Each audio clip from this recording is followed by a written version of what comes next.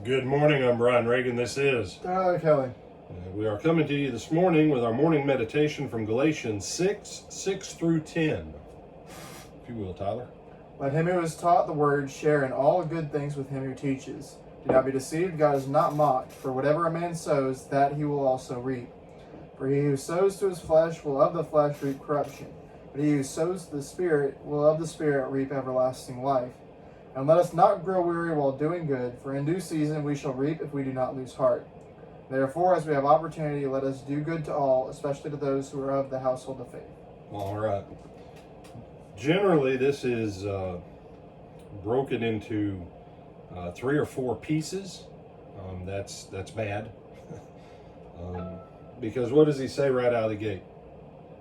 Let him who's taught the word share in all good things with him who teaches. Paul's writing to the churches of Galatia. He has taught them the word. He's saying you have a responsibility to share in the good things of this world because I've given you greater things in the eternal. The things of the flesh you can bless me with because I've blessed you with the things of the Spirit. And that's what 7 and 8 roll right into. Okay? Don't be deceived. God's not mocked, for what a man sows, that he will also reap. Now, some of you in your heart, you might be saying right now, but Brother Brian, the principle holds.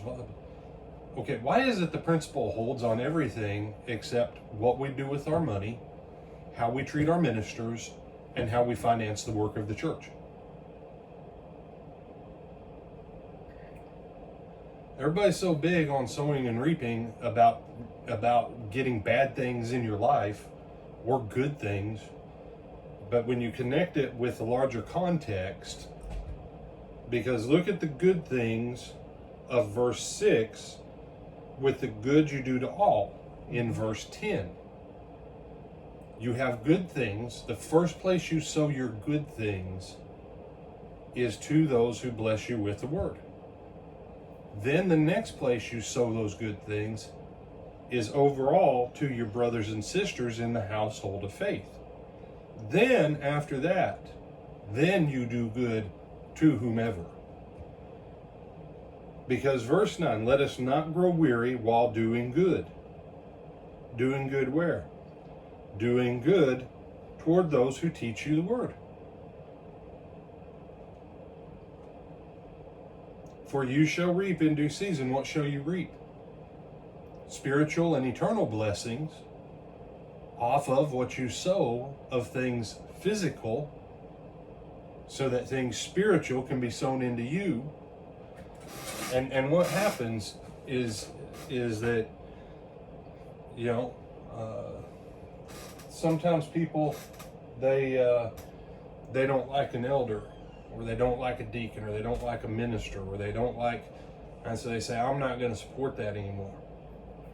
But they still receive the benefit from it, but they don't support it.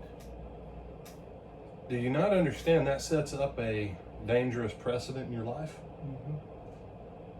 Because now you're not sowing into the eternal things. And that means now the only harvest you can reap is of your flesh, and that's destruction and corruption. Mm-hmm. Do you have some other thoughts on this, brother? No, sir. And you say, I'm trying to get people to understand the first line item in our budgets in life should be the work of the kingdom. And specifically, those that minister and serve to us God's holy word day in, day out, week in, week out. That's the first place that you should give. Then help your brothers and sisters in your local church.